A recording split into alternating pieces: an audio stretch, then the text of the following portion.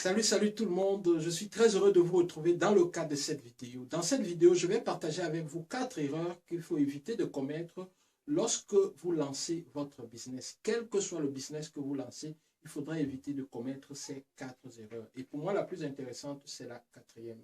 Sans plus attendre, je vais commencer par la première erreur à éviter de commettre lorsque vous lancez votre business. Généralement, lorsqu'on lance son business, que ce soit un business en rapport avec la Turquie, c'est-à-dire que vous importez des vêtements ou alors d'autres produits que vous essayez de commercialiser dans votre région, il y a des erreurs qu'on commet très souvent et qui peuvent être fatales à votre activité. La première erreur, à mon avis, est de traiter votre business comme si c'était juste un passe-temps. Oui. Faire comme si c'est juste un passe-temps, justement, ça devient un passe-temps, ça devient quelque chose qui n'a pas d'importance. C'est-à-dire que vous le faites juste comme ça, juste pour compléter vos revenus, comme on dit souvent. C'est une très mauvaise idée parce que, en fait, lorsque vous-même, vous savez que vous faites juste ça en passe-temps, vous n'allez pas vous focus là-dessus. La deuxième erreur qu'on commet souvent lorsqu'on lance son business, c'est l'absence de planification. En fait, on dit souvent, lorsqu'on ne planifie pas, alors on planifie d'échouer. Une absence de plan, c'est une planification de l'échec. Ça veut dire que quoi? Lorsque vous n'avez pas fait un plan clair de votre business, alors vous avez fait un plan pour que votre business échoue. Il faut planifier. Planifier ne veut pas dire que vous allez suivre à la lettre le plan, non, mais il faut planifier. Pourquoi? Parce que lorsque on ne sait pas où on va, il n'y a pas de vent favorable.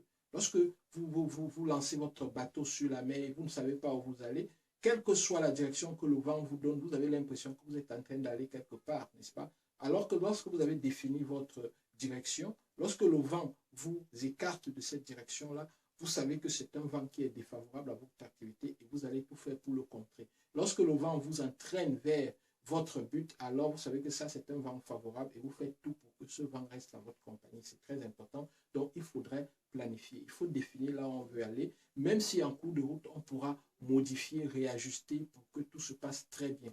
Donc, moi, je ne suis pas nécessairement pour un business plan, sauf si on a déjà une boutique, on sait comment ça se passe, on a la réponse à un certain nombre de questions, par exemple, comme qui est mon client, comment est-ce que je fais pour gagner l'argent, comment est-ce que je fais pour atteindre mon client, par quel canal je passe, et lorsque je le fais, comment est-ce que ça repart. Si j'ai la réponse à un certain nombre de questions, alors je peux faire un business plan. Sinon, l'idéal, ce serait un business model Canvas qui tient sur une seule page. J'ai écrit un livre là-dessus, le business model Canvas. Je pourrais vous partager le lien Amazon de ce livre-là, ou du moins sur le lien sur le site de l'entreprise de ce livre-là. Et bientôt, le livre sera également vendu en version numérique parce que jusque-là, je n'avais pas sorti la version numérique, donc c'était juste en version papier. C'est disponible pour ceux qui sont au Cameroun à la librairie des peuples noirs, c'est à la montée SNI. Vous allez là-bas, vous demandez le livre le Business Model Canvas du Dr Emmanuel Ngara, on va vous le présenter. Et sachez que là-bas également, vous pouvez trouver les secrets d'un voyage réussi en Turquie. Même si vous ne voulez pas voyager en Turquie, il y a des choses très intéressantes dans le livre qui pourront vous être très utiles si vous importez de la Turquie à distance. Ce livre est également disponible en version numérique que vous pouvez télécharger sur le site de ENG Consulting. Alors, vous avez tout compris, il faudrait être très pointueux sur la planification de votre activité. Il faut savoir où vous voulez aller, il faut savoir à partir de combien de clients vous allez muter, vous savoir à partir de combien de clients vous allez faire telle ou telle autre chose. C'est très important, il faut planifier. Troisième erreur que je vous évite d'éviter lorsque vous lancez votre business, c'est une absence de comptabilité. Oui, vous n'avez pas peut-être recruté un comptable, vous n'avez pas un comptable, mais ce n'est pas grave, n'est-ce pas?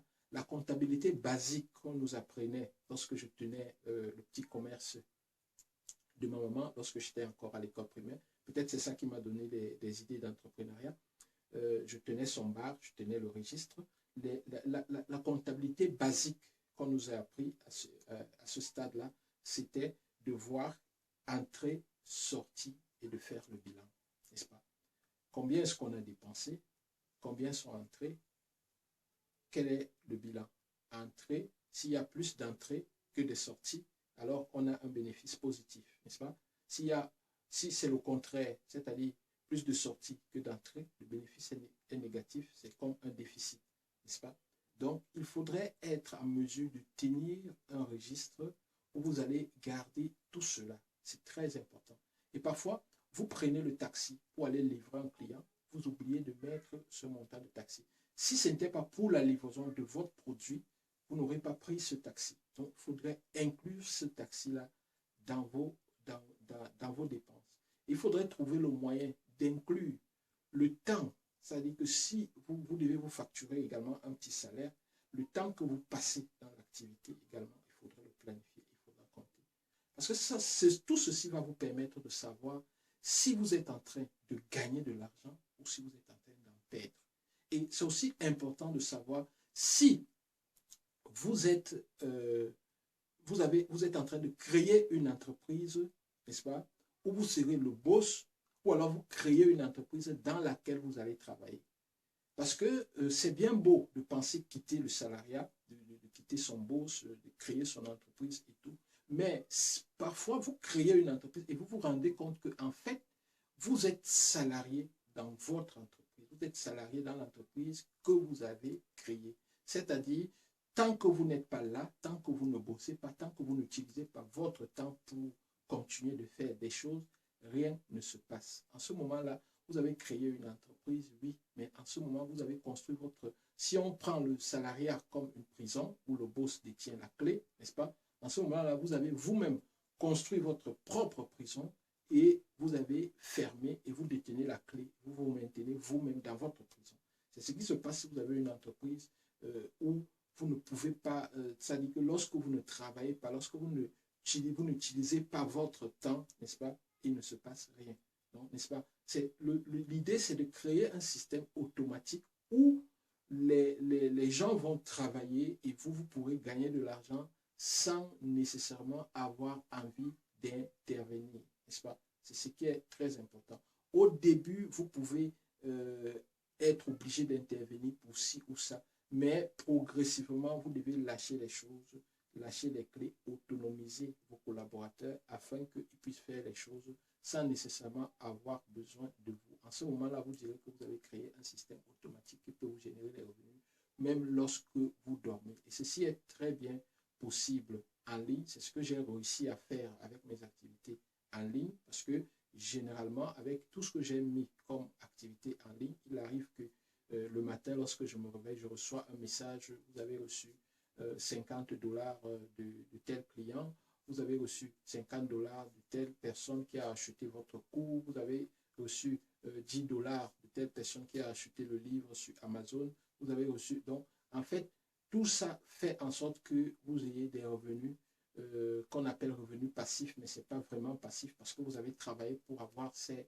revenus-là, n'est-ce pas? J'ai commencé par vendre mes services sur des plateformes de freelance en ligne. Et là, je me suis rendu compte que, en fait, il y a des plateformes de freelance en ligne. Il y a plusieurs plateformes.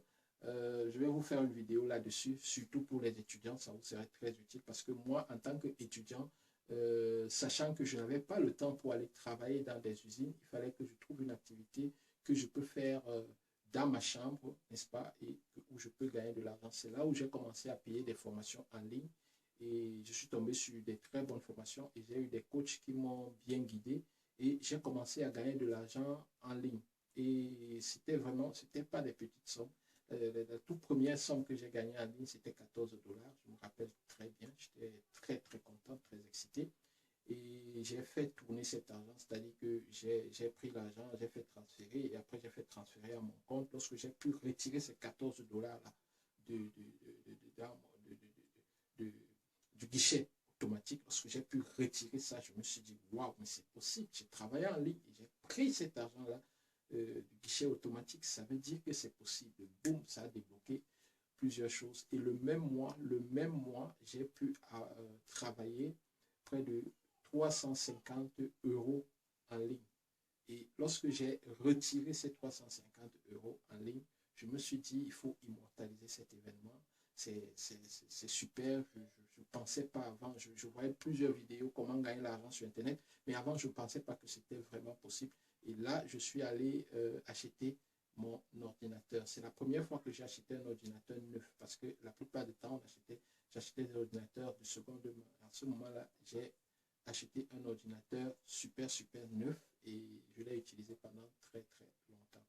Ici, c'est pour dire quoi? C'est pour dire juste qu'il faut tenir votre registre de comptabilité et il faut savoir où est-ce que vous gagnez de l'argent, où est-ce que vous en perdez, pour essayer de rajuster, n'est-ce pas? La quatrième erreur à ne surtout pas commettre lorsque vous lancez votre business, c'est de ne pas définir votre niche, votre cible, vos clients cibles, quels seront vos premiers clients. Parce que vous ne pouvez pas ramener un produit, par exemple, à Douala, et vous vous dites, OK, mon produit, c'est pour tout Douala. Si votre produit, c'est pour tout Douala ou pour tout le Cameroun, alors finalement, votre produit ne risque de n'être pour personne. Oui, ça ne sera pour personne. Vous devez définir. Dans le Cameroun, il y a les vendeurs du marché Mokolo, il y a les Bayam Selam, il y a les Bensikineurs, il y a les huissiers de justice, il y a les élèves de la maternelle. Pour chaque segment de clientèle correspond un besoin spécifique. Donc, essayez de combler le besoin. Et puis, faites attention lorsque vous n'avez pas de moyens lors du lancement. Définissez des niches que vous pouvez toucher de manière géographique. Il ne faut pas que vous quittez Ndokoti, vous vous retrouvez à Bonabéry, vous quittez Bonabéry, vous vous retrouvez à Village, vous quittez. Donc, lorsque c'est éparpillé, ça vous coûte de l'argent parce que tous ces déplacements, c'est de l'argent.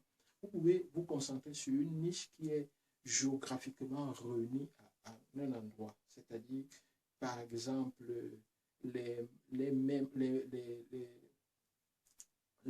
mamans des enfants de 2 ans travaillant à l'immeuble tel. Les mamans des enfants de 2 ans travaillant dans tel environnement, n'est-ce pas? Parce que là, lorsque vous allez là-bas, vous savez que en un même endroit, vous allez trouver un bon nombre de mamans des enfants de 2 ans, n'est-ce pas? Ou alors les mamans des enfants de l'école maternelle du centre. Ça, lorsque vous irez à l'école maternelle du centre, peut-être à la sortie, les mamans viennent. Et en remettant des tracts à ces mamans, des dépliants à ces mamans-là, vous pourrez peut-être communiquer avec elles. Si sur les dépliants, il y a des habits super cool, des beaux habits enfants et tout, si vous remettez peut-être à 2000 mamans, peut-être 20% de ces mamans-là auront envie de vous rappeler.